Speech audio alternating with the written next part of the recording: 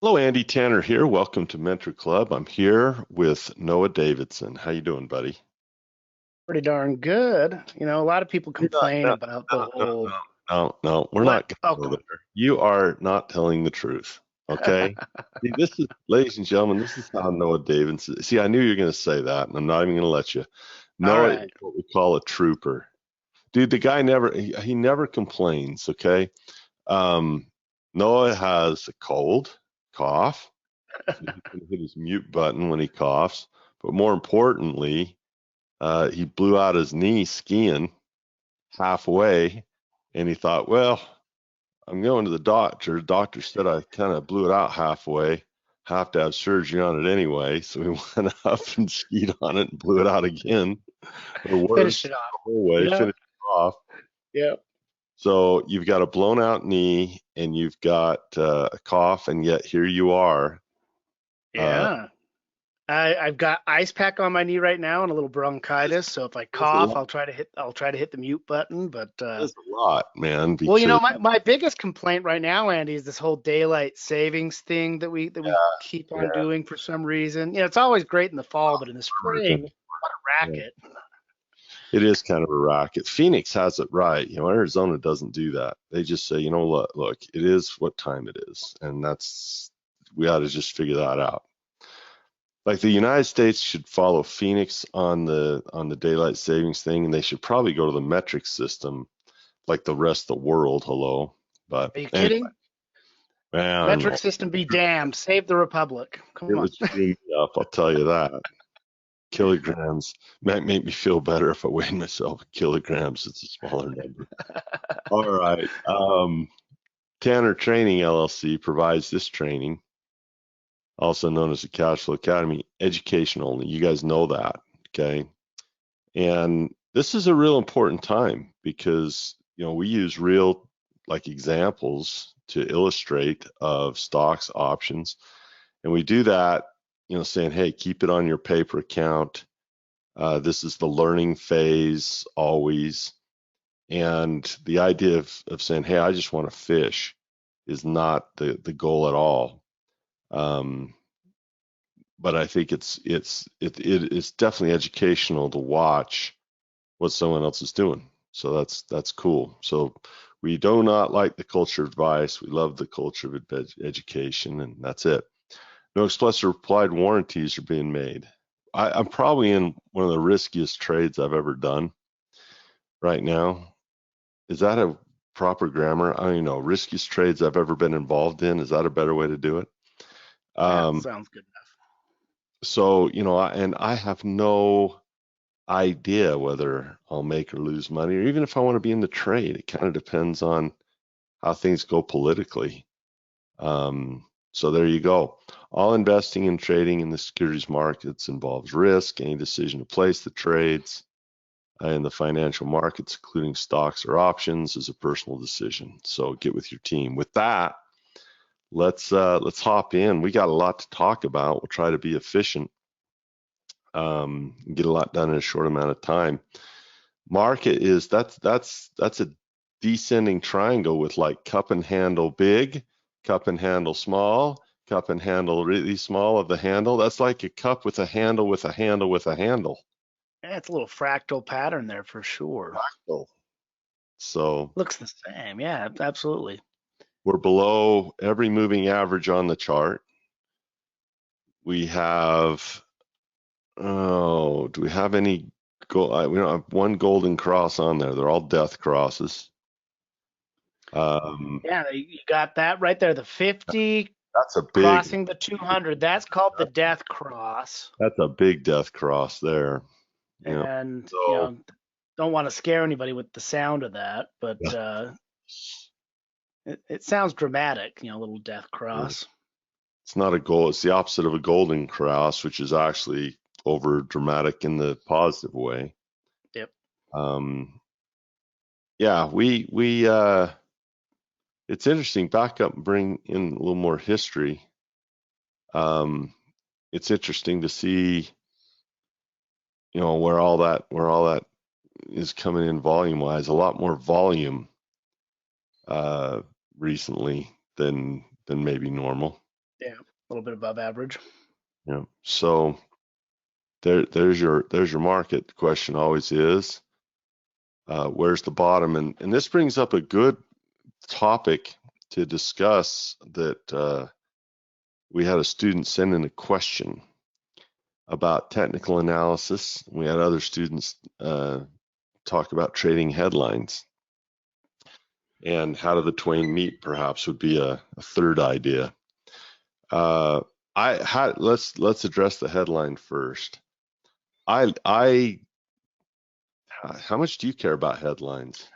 Well, I read them, and if it captures my interest, I read the article associated with the headline. Yeah, I occasionally glean trading ideas from the headline, but not typically the headlines that are like, S&P down off of insert rational reasoning, whatever because most of the time the headline is just looking for an explanation of what happened. right. But I'll see sometimes I'll see a headline like this morning, for example, Andy. Let me grab I kind of go through the same routine every week. I was looking. Like this stuff I care about. Like if the headline says Fed is going to do X or Jerome Powell said X, right? I'm interested in that. Yep. So I saw, a couple of headlines just talking about, Russia gas prices, Fed. None of this is really new. We know what they're talking about here because it's been going on for quite some time now. But this one, Yum China issues gloomy update. And I'm like, well, okay, I can go look at Yum stock, or if I see a headline about a specific stock, I'll go check out the stock and just see if it's something of interest. It doesn't mean I'm going to trade it, but in this particular case, I read that headline and I went and I looked at the stock, Yum Brands, which is, KFC, Taco Bell, Pizza Hut, I can't remember which one. It's one of the pizza joints. I think it's Pizza Hut. And I see the downward trend breaking support. I'm like, oh, well, maybe there's a trade here. And so I haven't placed a trade on it, but the technicals match the headline and the pattern setup. Looks like it's something I could maybe take a short-term speculative trade on. It's not a long-term trade. It's just a short-term speculation based on nothing more than a headline and a technical. That's really where you hit on it, because I look at my account in the trades in it. In fact, if you read Benjamin Graham, he says, keep the accounts even separate. Don't combine the accounts. Yeah, for sure. But I look at my account and I say, okay, there's some positions here that are not speculative. They're cash flow positions, and my hope is the plan with those is if the fundamentals stay strong and they continue to pay a dividend, then I'm going to hold those till I have a long white beard and enjoy the dividend, let them pay themselves off, enjoy the dividend and have it in the family trust so my sons can also have those and enjoy the dividend when they have a long white beard, and hopefully the dividend goes up and the price becomes irrelevant to the family trust, that they don't care what grandpa bought it for. They just know it cash flows, and the only time they would get rid of it, or that I would get rid of it, is not on a headline of what might happen, but on a financial statement that is happening. And it's just simply not going to cash flow anymore, and it's not worth holding. It's not going to help us. And if it's that type of trade, a headline isn't going to affect me. I think that, Disney will probably stay open and be around for, it's been around for many, many decades. I think it'll be around for a few more. I think that, Apple is probably not going to be obsolete just yet. They do have some obsolescence risk. They got to continue to innovate, but they've proven, at least in the past, that they've been pretty smart about infiltrating every area of your life, from what you buy, what you watch, entertainment, communication, work. So you have the long-term stuff, but I also see what you're saying is, I also have stuff that I have a myriad of short-term trades that are fun to do, that I think are have a good risk reward to them, and we'll see where they pan out, and that's where your headlines might come in. Yeah, absolutely. One, the difference in the headlines is interesting. Like, Apple shows up in a headline and it says, what does it say here? Remains a key mega cap laggard. Those stocks continue to be viewed as a source of funds for investors aiming to scale back overall risk. So Apple's getting a little action and love because people they want to own something that has less risk. Amazing to think that that company would be a defensive type of move, Oh yeah. So I mean, and that doesn't guarantee there's not going to be risk. That's compared to other high flying speculative growth stocks, Apple has a lot of sources of revenue, is one way of putting it. As does Disney, right? They've got a lot of different sources of revenue. Yeah. But yeah, so I mean, when I look at headlines, I usually do a couple things. Like I tend to just use this briefing.com because it gives me a quick update. Like it's something I can look at in 2 minutes and get an idea of what's going on with the broad market. It gives me an idea of what sectors are strong and weak that day, what's moving the market, and just it's a aggregator of news. And then I'll look at like something like FinViz and I'll get a quick snapshot of the daily chart. I can see, okay, well today, and this informs me quickly. Oh, energy's given some of the gains back because I've been tracking it, and healthcare's surging, financials are surging. So I'm getting a good feel for short-term rotation. This is kind of like how traders are reacting to stuff. Basic materials are surging and industrials are surging. And I've seen a few industrial stocks popping that have caught my interest, like John Deere's breaking out and Caterpillar showed some strength. So these are things I might look at for short-term moves. And again, you keep the accounts separate. And with short-term speculation, you're always using stop losses and position sizes, and it's a different mindset than the investor mindset Andy's talking about. But I'll also go use their news aggregator. Like I'll go just down here and look at, you can actually see they have a news tab, boom. And you can see about any headline you want from a variety of different sources. And some of it is like a Wall Street Journal report, Treasury yields rebound to multi-year highs. Treasuries, I've seen a few of the treasuries popping up. I've seen bonds going down, and I can read through headlines, and I'll sit and read through a handful of these and just look for anything of interest. Citigroup's biggest U.S. bank in Russia will pull out more business, so that doesn't bode well for the Russia stocks and seeing more of those things carrying out. But that's kind of how I treat news. It's a quick glance at anything that might be of interest. Typically, if I'm looking at broad market stuff, the headlines are all kind of cooked into the index itself. Like when I look at the futures, all things that are known or knowable get priced into the chart. So the first thing I look at is actually the S&P index. And I don't worry so much about what the headlines say because everything that's known or possibly knowable is getting reacted to in real time. So the market's got this little bearish drift going on at the moment, and it's consolidating inside of it. So I can see this going either way. I think the sentiment's bearish at the moment. And I just go through my regular charting routine. So the technicals, Andy, this is a actions speak louder than words is probably a simple way of putting it.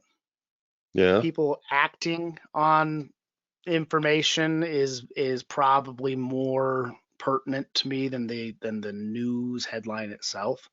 Seeing how traders are reacting, and sometimes there's short-term knee-jerk reactions, but I can see in the market sentiment overall there's some bearish sentiment, and we have our death cross and just a general forming downtrend. Doesn't mean the trend's going to last forever, but at the moment it kind of keeps me from the bullish speculative. I mean, I've got some bullish speculations out there, but overall I've got more of a neutral to bearish bias on the market at the moment, and I'm careful about the things I'm looking at. I've got the risk managed on the long-term positions. I've got the portfolio hedged, and just focusing on some of the cash flow stuff, just because the short and occasional short-term speculation. I go through my regular futures routine where I'm seeing what's going on with with the, what's going on with crude lights. Oil's back down. We noticed from the heat map there. And so, we saw it rip up to $130 a barrel briefly and then come back down to 102. So I suspect it'll retest 100 because that's a big number, just a big psychological threshold. It's got a moving average with it.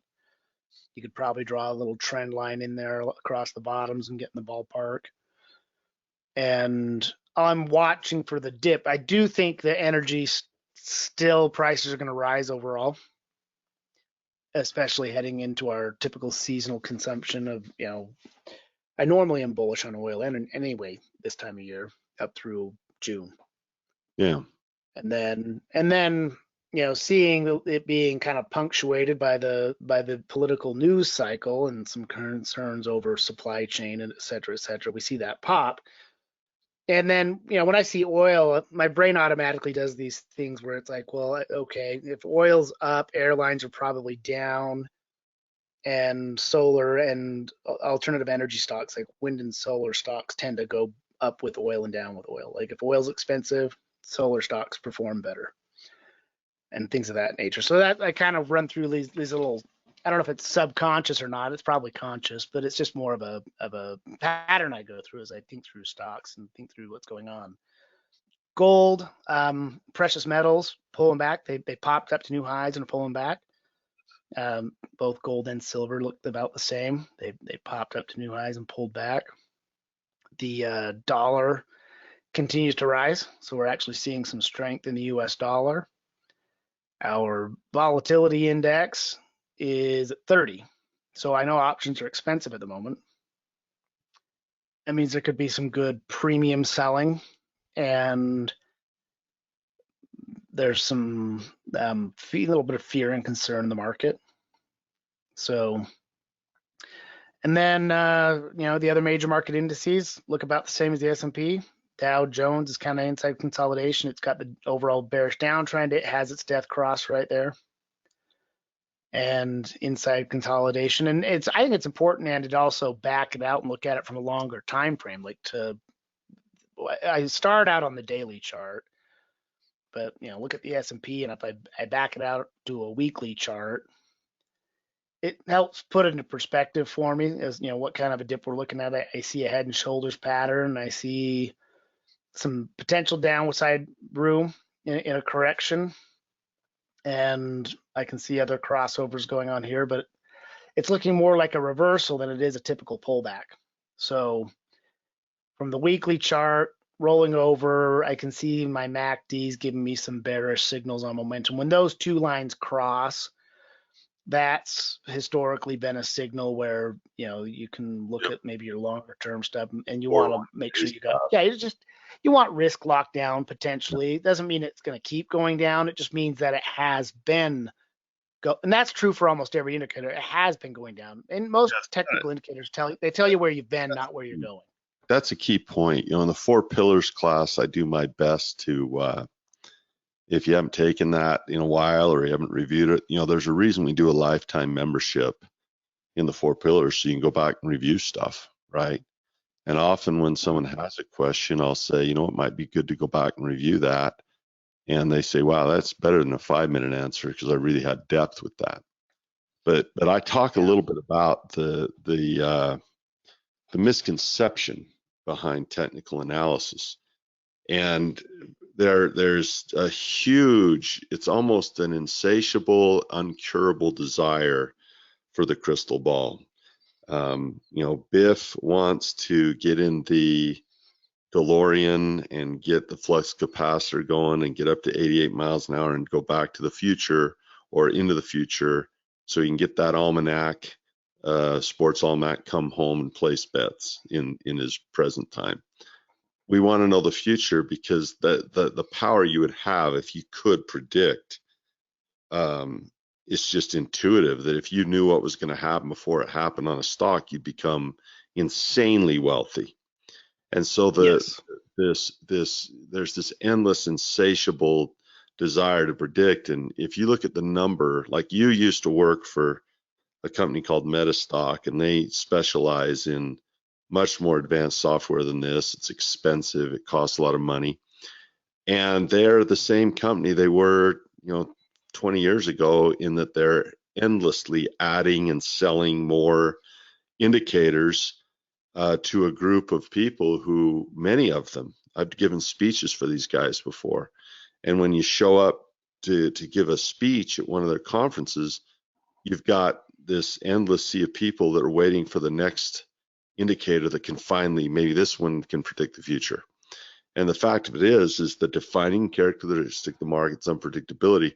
What this does is say, look, here's where it's headed right now and how fast it's been heading this way. Here's how it's behaving right now. And it's kind of like a football. You throw it up and you look at its speed and you look at its trajectory and you kind of guess based on what it's doing now where it might go.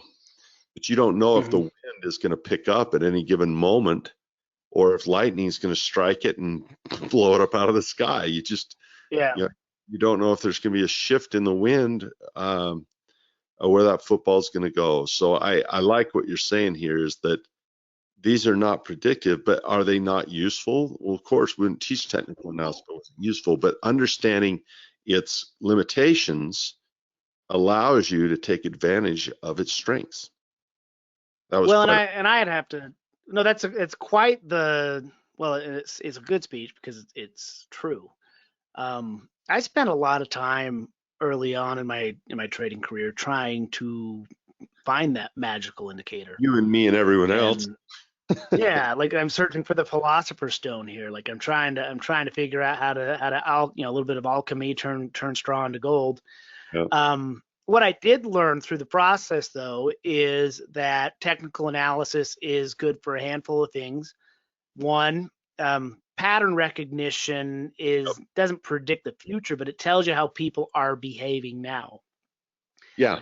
And you can see a behavioral pattern, and sometimes the market's behavioral pattern can give you a small edge on what might come next. Doesn't predict. I love the word likelihood. Mm-hmm. I think the word likelihood is a really good word to describe this. If you're in a doomsday cult, right, and the leader of the doomsday cult says, hey, you better get your Nike tennis shoes and drink whatever drink and do whatever, because the end of the world, the Martians are coming next Thursday.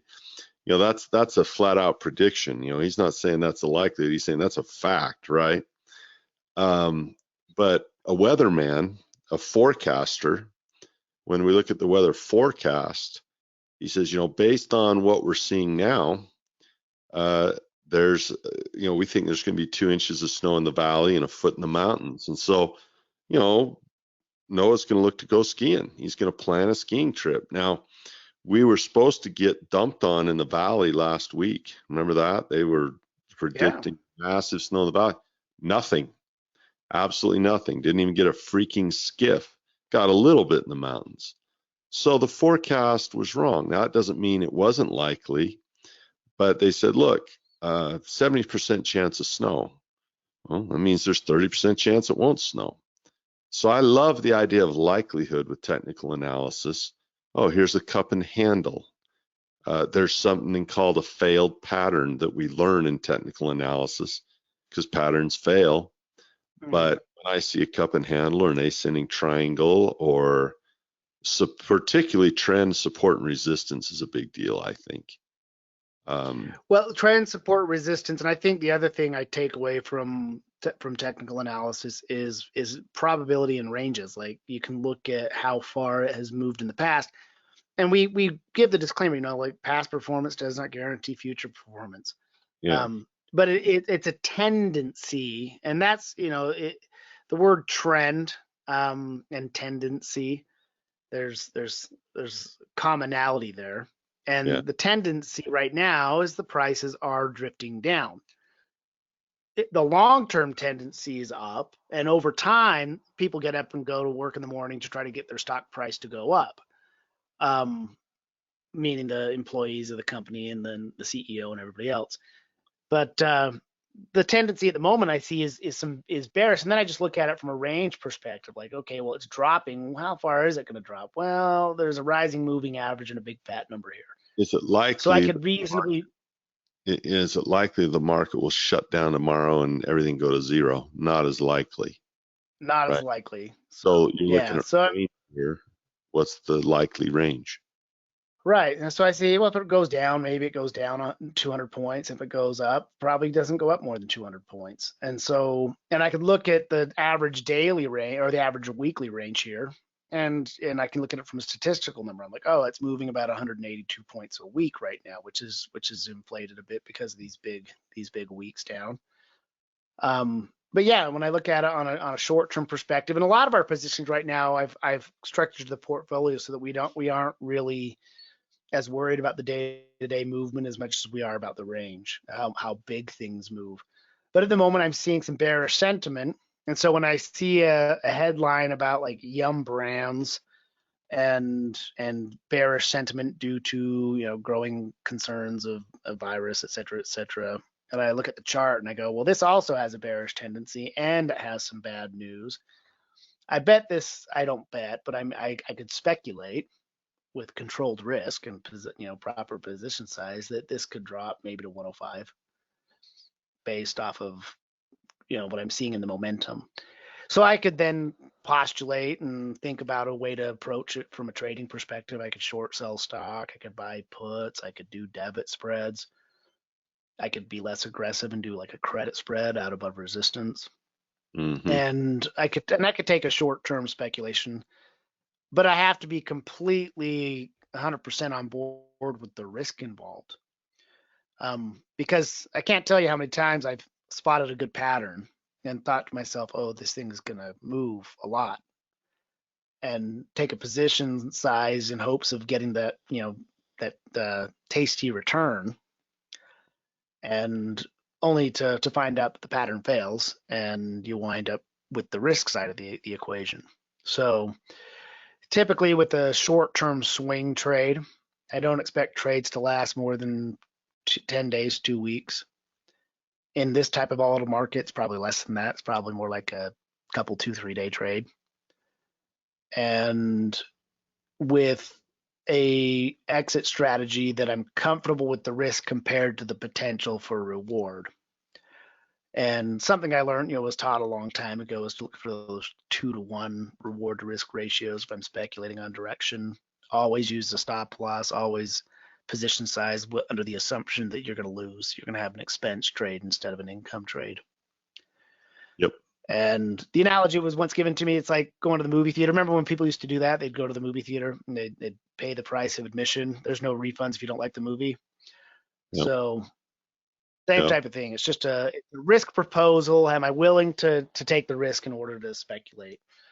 So I see an opportunity there, and I'll maybe spend some time planning and placing a trade on that. I see the pullback in oil, and the headlines are around that, and I think, well, maybe this dip will settle down. There's a buying opportunity.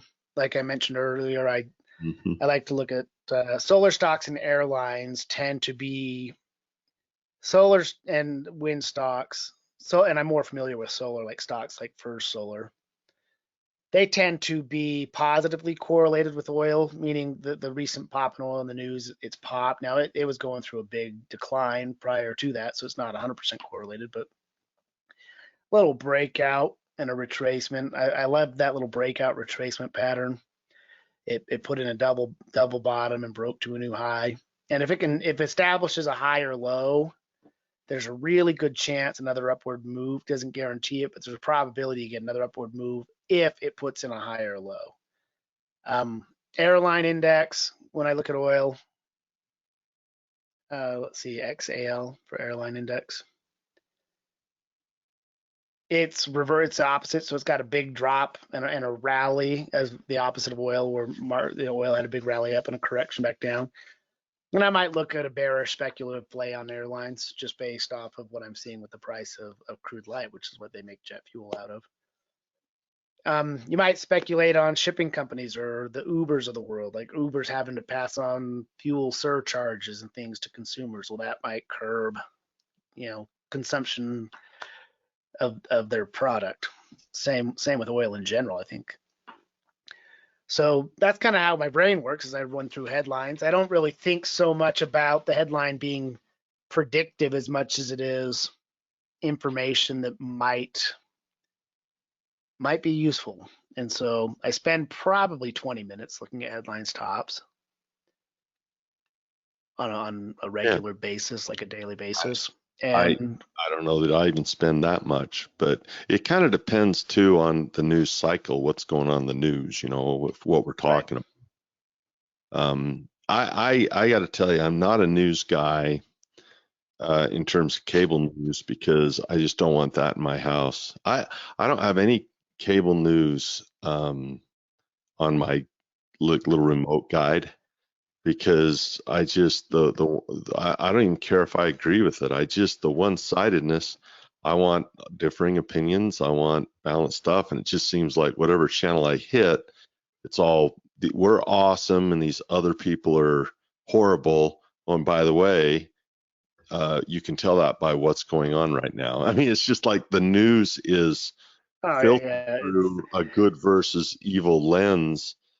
And it's very tribal. Very tribal. I don't like the divisiveness in my home. I don't like my kids. I see a lot of divisiveness happening in schools.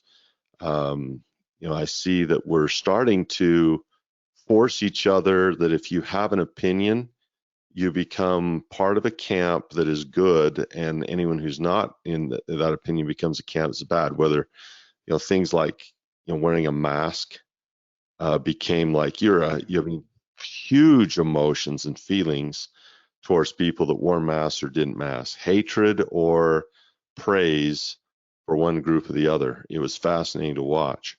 So headlines to me, and all the politics going with that. I really like data. What's the interest rate? Not whether it's good or bad, just what is it?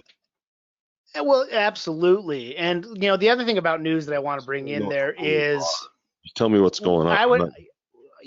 Well, and I would add to what you were saying. I mean, in addition to the tribal political nature of news and information, it's also sensationalized because they're after clicks. They're after your click. They're after your eyeballs. Exactly. Everything is an alert. Everything is in red. Everything is breaking news. Everything is catastrophized. These are great. Like, Manchin deals major blow, and China amplifies Russian. I mean, they are sensationalized. Now, not to catastrophize. I mean, truly, the Ukraine should not be minimized. That's certainly not been catastrophized. That is a catastrophe. But I've also seen like a candidate, campaign in crisis, lost 2 points in the polls. That's not a catastrophe, okay? Stuff like that. Or, Chicago Bulls star turns ankle out for 4 games, season in question, all that stuff. Yeah. So you got to be careful with headlines because they're designed to be emotional. Trading should be unemotional. So we just want to find out what's happening without the tainted color emotion that's injected. Well, and the headlines do taint my emotions, and then when I look at my charts, I might see a pattern and overthink it. Or even your fundamental analysis help you. Your fundamentals really help you get like that's what's going on, right? Your fundamentals is what's going on. So good stuff. So good questions from the mailbag on how you deal with news and technicals and all that stuff, and be wise. What can I say more? So there you go. Well, there's a reason I watch my charts, because that's data and that's actual decisions being made in the market, whereas headlines are oftentimes hyperbolic and hindsight. They're most of the time just hindsight. Like this is what has happened. if you put it in the context of detachment, the news can be detached from the chart can be detached from the fundamentals. Mm-hmm. So just be aware of the. Well, and that's ultimately what I would be looking for, is where the fundamentals, the data on the chart, and then even the news information out there align. So when I see, like a Yum brand headline, that's again not a guarantee on anything, but I could go look at their fundamentals, and I know that they're concerned about it for earnings, which is a couple weeks out. That they're seeing a general slowdown, so that might affect their earnings, and then market tendency and trend are coinciding with. So it's kind of that stacking the deck in your favor, rather than just taking one piece of information, putting all your eggs into that's why there's 4 pillars, Andy. Yep. Yep. Let's talk about political investments for a little bit. This is always an interesting topic. Bill Gates, to my knowledge, sold all of his stocks that were related to fossil fuels, all of them. He wrote a book on climate change recently. It's a very interesting read. And, some people hate him, some people like him. I just interested in what he had to say, and I'll make my own judgment. And I'll smorgasbord. I get to pick and choose like everybody else. So that brings up a question of investing in Russia right now. Think about this and the empathy. This is a really interesting things to think about, is balancing opportunity, not wanting to, who wants to make money off the blood of another person? I mean, that's just not even a question, right? And so it is interesting. McDonald's pulls out of they we won't serve you anymore. Billions served, we won't serve. Now, that's an interesting dynamic because I'm kind of an empath. So I don't have much love or compassion for Vladimir Putin. In fact, I'd say on the compassion meter for him, it's pretty much zero compassion, maybe just like an ounce of freaking pity for his twisted mind. That's sad, but really no love there. I have to admit. I guess you're supposed to love everybody, but I don't feel any there. But I think of these people who are, in not my opinion, I look at these protesters out there getting arrested, and I think about the fear that people have of speaking up, speaking their mind, and I think about the franchise owner who risked a ton of money and said, McDonald's, I believe in you. I want to bring this to Russian people. And even though our leader is a crazy man, we do like to eat, and I'm going to provide a service to feed people. There's a lot of good people that get hungry here. And so I want to risk, and I'm going to choose you and put my $1 million down to get that franchise license, plus the other $1 million to build the store. Yeah. And, so Andy, I actually, when I was a kid in 1989, I spent a semester in Russia. Tell us about this. Well, that was the same summer the McDonald's opened in Moscow, and they flocked to it. I'd never stood in line for so long for a Big Mac. It was easily a 3-hour wait, and it lined up around the block, and it was probably the best Big Mac I'd ever had. So wait, those guys were supporting an American company, right? Okay. This is before the Cold War ended. This is before the wall came down. It was their money to an American company. Yes. Okay. Just kind of interesting. Yeah. Well, I mean, it was interesting, and just your talk about the entrepreneur bringing in, and I actually worked once upon a time with a Coke executive who helped take Coca-Cola products into the. They're pretty hungry for capitalism over there. I've not been to Russia. Rich Dad Advisors all went, but me. I didn't go. I had a thing I couldn't go. Robert went, Kenny went, Blair went, all these guys went. And the stories they told, they had the largest seminar of that type. I'm sure they had hockey games that had a bigger crowd at some point, but I mean, it was like someone said it was like a record-breaking gathering. And these people were so hungry for capitalism. There's this little girl that was there, and they put her up on stage, and she talked about her dream. And I mean, it was just brought the house down how hungry they were for freedom. And so, I think about this. So anyway, why am I bringing all this up? Well, one of the things I thought about was what do I want to be prepared for? Because I don't know how long the war will last. So let's think about this. Let's say that Vladimir Putin is overthrown today, that there's a coup and new leadership is taken over, and he's put in jail for, election fraud or whatever they convict him of. Okay, and that's the headline. Okay, what do you do with the sanctions now? Well, you probably turn them off. And as a matter of fact, you probably flip on a dime like you did after, like they dropped 2 bombs before I was born on Hiroshima and Nagasaki. Americans are the only country that have ever used a nuclear weapon. They're the only one that has that on their record, that they killed thousands and thousands of people in a blink of an eye. And the moment that was over, they took $2 billion, which is about the equivalent of 21 billion now, and they said, let's invest in Japan. They did the same in Germany. After they blew it up, they said, we need to help rebuild this, because if you can, like, it's one thing to have a fist fight, that's a bad thing. But if you can get up after the fist fight and go have a drink together, buy each other a Coke, it's better to have teammates than enemies. So, one of the trades I did that could be politically, controversial, I guess, was I sold some puts on RSX at the beginning of the war, thinking, hey, what if this is short term? What if they pull out? What if it's, short term?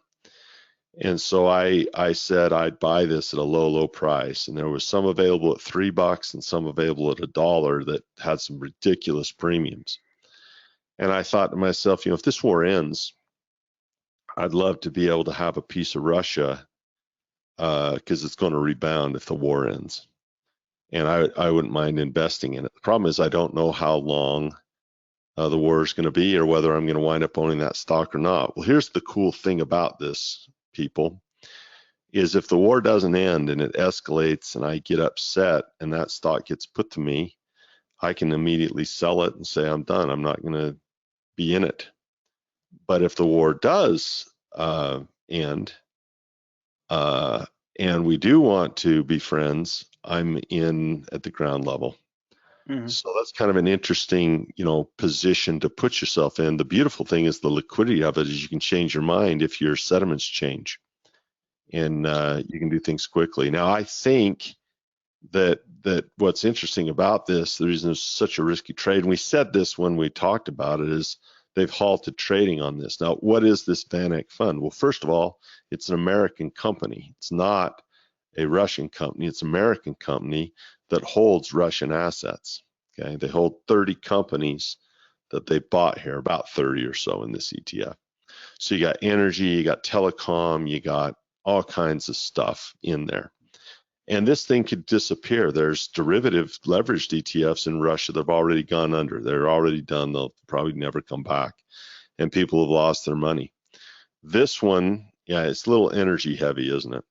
It is, definitely. And I don't even recognize the name of most of those, to tell you the truth. I didn't do any fundamental analysis on them. But the way I see it is, if I bought a stock at $100 and I lost $3 and put a stop loss on it, I know the most I can lose is $3. Well, if I buy a stock at $3 and it goes to zero, there's my stop loss. I have a pretty large upside and a pretty small downside. Plus, I got paid handsomely.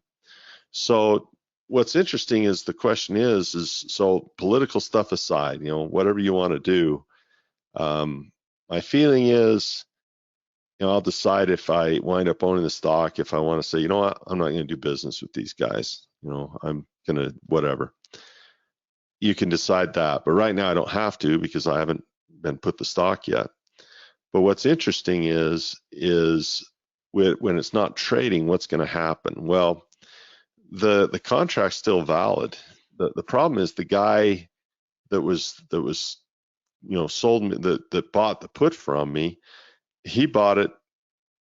He's in probably a tougher position. Me, I was made my promise when it was trading. I didn't know nor care where it went.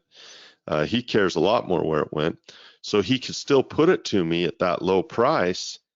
But the problem is right now it's at 555, and so he doesn't know where it's going to go or if it even opens up again. So he's in a heck of a predicament. He still put it to me, and I was willing to pay the low price for it anyway and lose that money. So it's going to be a interesting scenario. It's a very small trade. I didn't put a lot of money into it, and I did it mostly as I often do, just to see what would happen educationally.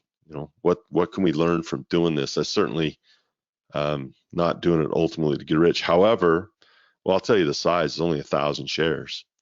So it's a $400 premium, $2,600 risk, so it's not significant. But if the war ends and we become friends, it's a hope for friendship, and that thing goes back to $27 a share up there. Well, by golly, that'd be okay. So it just kind of depends on what happens. And another thing that might be cool that I could do with this, that might be fun, is let's say that happens and I make all that money. Maybe I send it to a fund or a family in Ukraine and turn that into a positive there. I had a friend who had some puts on American Airlines, just happened to have them, and then all of a sudden 9/11 hit and American Airlines just tanked. I think it was close to 6 figures. And he says, I don't want to make money on that. Wasn't my fault that I did, but and so he sent that money to the victims fund. So there's all kinds of different ways you can play these games in a weird time, but this is make sure you understand this is tangent or supplemental to your core stuff, and it's really the core stuff I'm interested in.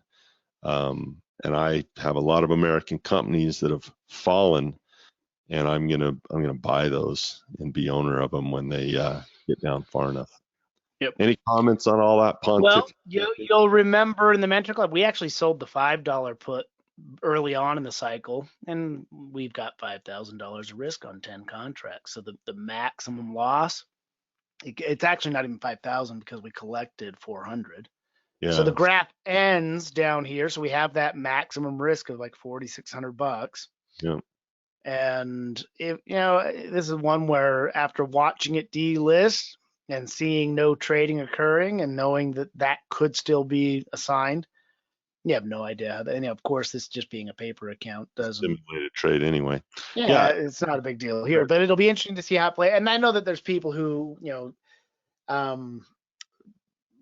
also follow along and learn and do these things, and hopefully they're practicing with their paper account. But the reality of it is we knew that was a potentially going to zero trade to begin with.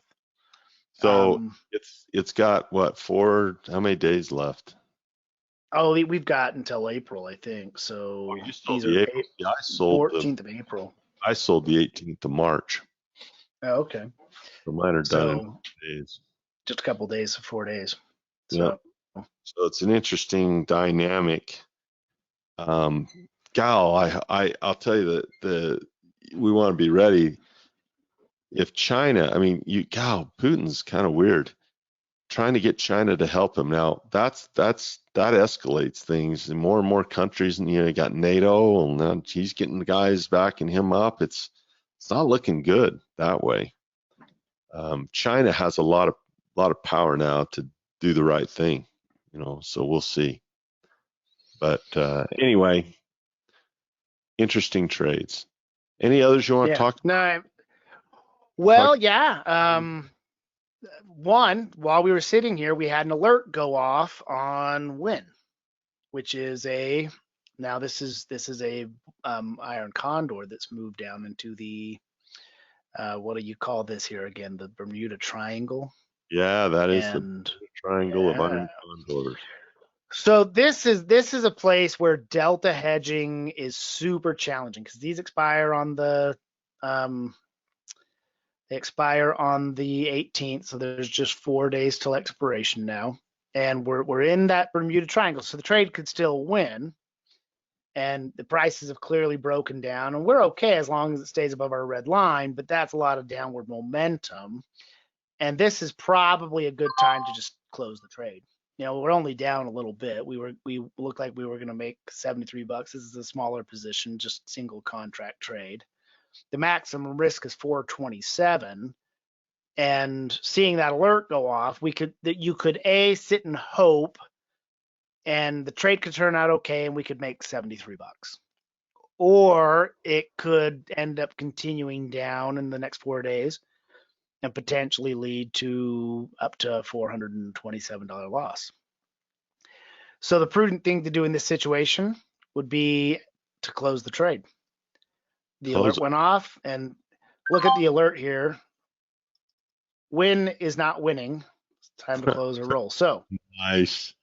Of course, yes. I was nothing less from the great Noah Davidson. Of course, I have to entertain myself with those things. So, because these trades are a little bit like watching paint dry until something exciting happens like this, and we'll go ahead and create that closing order. It'll cost us $1.14 to buy it back if we submit that right now. So we brought in 73 cents. It'll cost us $1.14 to get out, and that'll put us in that $35, $40 ballpark of an expense. And you're better off in this situation being decisive and being in control and taking the expense than you are on hoping and praying that the price rallies. And it very well could. It could rally back up, and we could have made $73. But come Friday, if it's down here below 60, which is not that far away, if it were to come down below 60, you could wind up with a maximum loss, which would wipe out quite a few of those nice profitable trades. So that is of interest. What else did I have going on that was interesting? I had a trade on Valero, Andy, that I had. This is tell me whether or not this is smart. I don't know. Legged into a risk-free butterfly, catching the price of oil and energy popping and seeing Valero. And I think it can still break out to the upside. I was looking at the chart and just thinking through the energy sector. And I think it still has some upside potential. Yeah. So I added some risk back to the risk-free trade. So we had risk-free, and I suspected it was going to break out and kind of hang out up here in this $100 range. So we have no risk in the trade, but then I turned around and said, well, I think it's going to keep going up based off of what I'm seeing on the chart. Yep. There's the trend and the tendency. It looks like it's going to go. So I bought 2 long calls for, So I bought 2 more long calls. So that puts our break-even point at the moment clear down at 80 and at expiration at 92. And that kind of steps the purple line up. And so,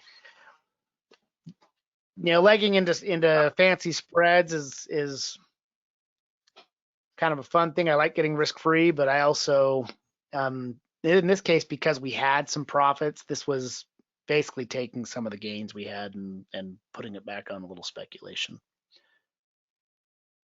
Cool. There we go. Other than that, the portfolio is currently delta hedged. We got stopped out of our initial delta hedge, and I put a new one on, which is helping us out here at the moment. Yep. And we've got a lot of our neutral credit spreads and things functioning for us. Condors, bull puts, and bear calls, those are working for us. And focusing on that cash flow, we've got some of the other longer term positions locked down and the portfolio hedge. So again, even though the market sentiment at the moment seems a bit bearish, we've got our positions hedged, and otherwise we're neutral. So I like it. All right. I like it a lot. Fantastic. Do you want to check in on the Bitcoin stuff quick, or? Let me go ahead and stop sharing my screen. We'll care about that stuff, so we'll take a look at that. Let me get mine set up and ready here. And we'll do the same thing we always do. and I'll probably say a lot of the same thing we always say. You know, life should be boring, I guess, and or what it is. Life should be interesting and investing should be boring. What am I trying to say there? Yeah, sure. Something like that. I don't know what I'm trying to say.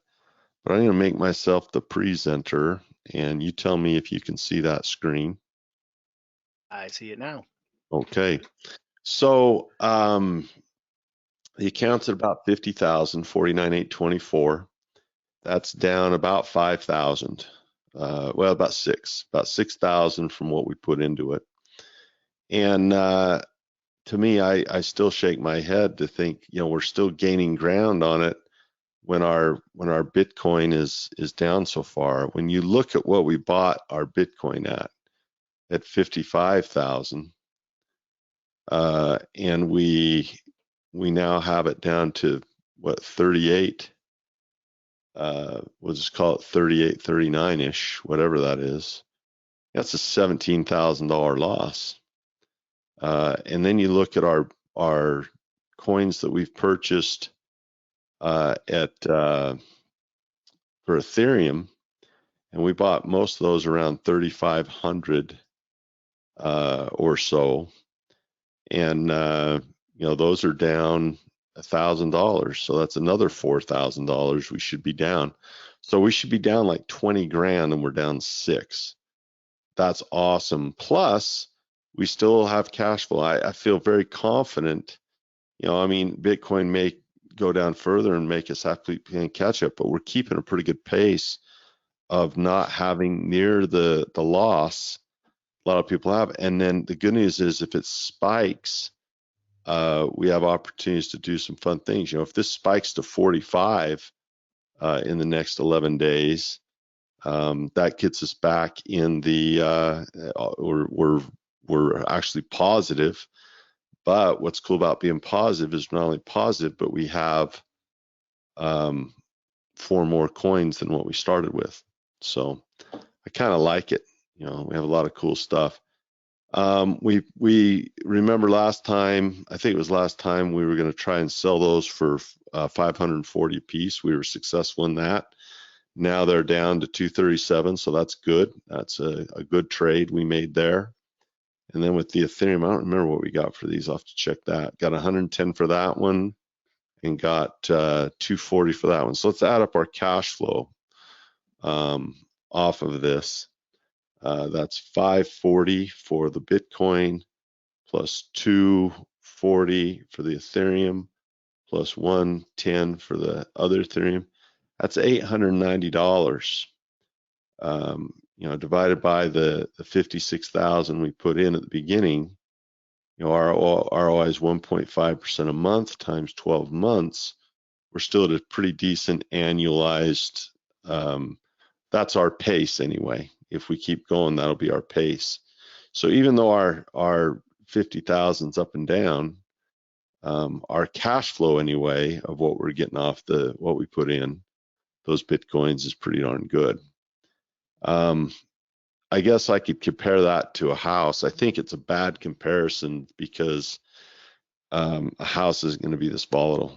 I mean, the Bitcoin's very, very volatile, but that's what it is. So those expire in. We'll see where they are next week. We'll still have 4 days left when we see where they are next week, and we'll sell some more. We'll just keep selling them, see if we can get another, you know, $700-800 out of it, and another, and we'll just keep going over.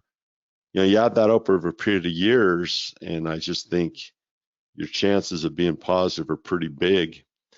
Of course, Bitcoin could drop and put us behind the 8 ball, but the idea that we keep replenishing every month is helping.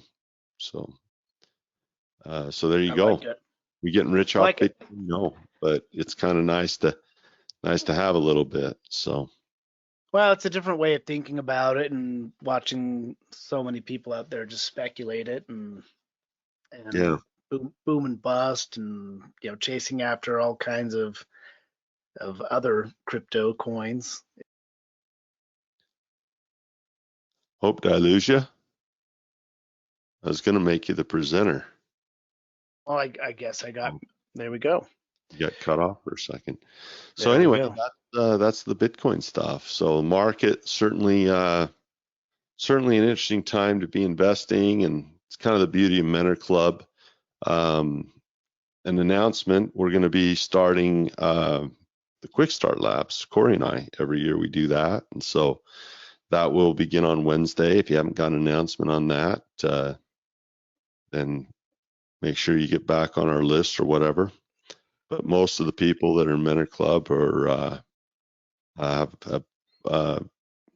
bought some type of program that includes a ticket to that. So that's going to be pretty cool. That will be. I'm looking forward to it. I ended up throwing on a short order. Tuesday. This Tuesday. Let me see. Hang on. Let me go back. I got to look here. Is it? No, it is. It's Wednesday. It's going to be Wednesday morning. All right. Well, this has been fun. I always enjoyed chatting up everybody on. For your toughness. Oh, well, hey, it's just bronchitis and a torn ACL. I'll survive. That's all. Yeah, that's all. So, yeah.